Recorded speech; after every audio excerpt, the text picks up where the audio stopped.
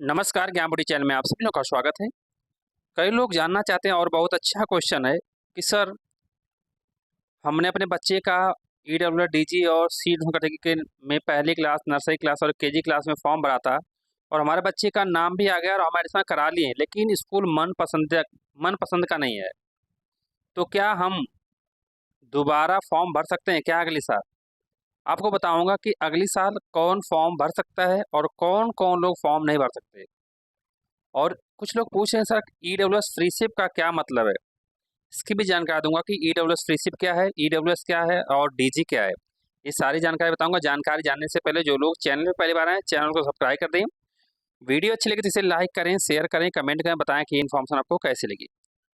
आप सबको जैसे पता है कि ईडब्ल्यूडीजी और सी कैटेगरी के नर्सरी क्लास, केजी क्लास, पहली क्लास की पहली लॉटरी निकल चुकी है, जो कि 31 मई को निकली थी और एडमिशन प्रक्रिया कराने की लास्ट डेट 28 जून है।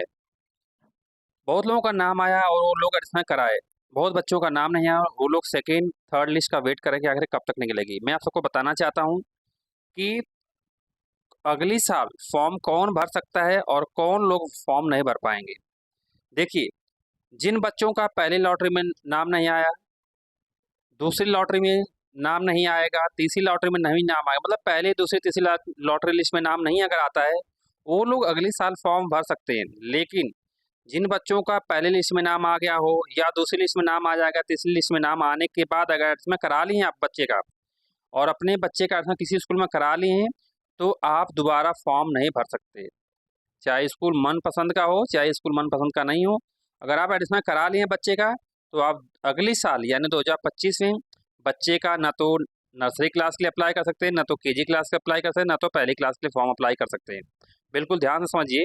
तो मतलब फॉर्म वही लोग भर सकते हैं जो बिल्कुल फॉर्म नहीं भरे हैं, मतलब अगले साल जो लोग अप्लाई करेंगे नर्सरी, केजी और पहले क्लास के लिए, एक तो ये लोग फॉर्म भर सकते हैं जो बिल्कुल फ्रेशर लोग हों।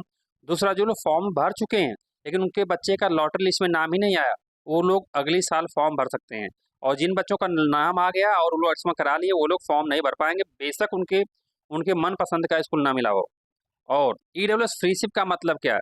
ईडब्ल्यूएस फ्रीशिप का मतलब होता है, ये भी एक ईडब्ल्यूएस कैटेगरी यानी इकोनॉमिकली वीकर सेक्शन कैटेगरी होती है, लेकिन इसमें दूसरी क्लास, तीसरी क्लास, चौथी क्लास, पांचवी क्लास, छठी क्लास, सातवीं क्लास, आठवीं क्लास और नौवीं क्लास की एडिशन होते हैं। ईडब्ल्यूएस फ्रीशिप में दूसरी क्लास से नवीं नाइन्थ क्लास तक के एडिशन होते हैं, इससे नीचे क्लास नहीं होते हैं। ये भी इकोनॉमिकली वीकर सेक्शन के अंतर्गत ही आती है कैटेगरी। इसमें यही अंतर है। ईडब्ल्यूएस डीजी और शेड्यूल कैटेगरी के जो नर्सरी, केजी और पहले क्लास के लिस्ट लॉटरी लिस्ट के बाद जो फॉर्म निकलते हैं ईडब्ल्यूएस फ्रीशिप के नाम से, उसमें नर्सरी क्लास, केजी क्लास और पहले क्लास के लिए फॉर्म अप्लाई नहीं कर सकते हैं। दूसरी क्लास, तीसरी क्लास, चौथी क्लास, पांचवी क्लास, छठी क्लास, सातवीं क्लास, आठवीं क्लास, नवीं क्लास के लिए फॉर्म अप्लाई कर सकते हैं। ये मेजर डिफरेंट है। EWS economically weaker section, DG मतलब आप समझते हैं कैटेगरी, किसी कास्ट सर्टिफिकेट के अंतर्गत जो एससी, एसटी, ओबीसी ये सारे लोग आते हैं। और ईडब्ल्यूएस फ्रीशिप का मतलब क्लास सेकेंड से क्लास 9 तक के ईडब्ल्यूएस वाले बच्चों का एडमिशन प्रक्रिया के लिए फॉर्म निकलता है। इसके अलावा अगर आपको कोई जानकारी चाहिए तो कमेंट में कमेंट करना, उसका जवाब दूंगा। तब तक thanks to all and all the best.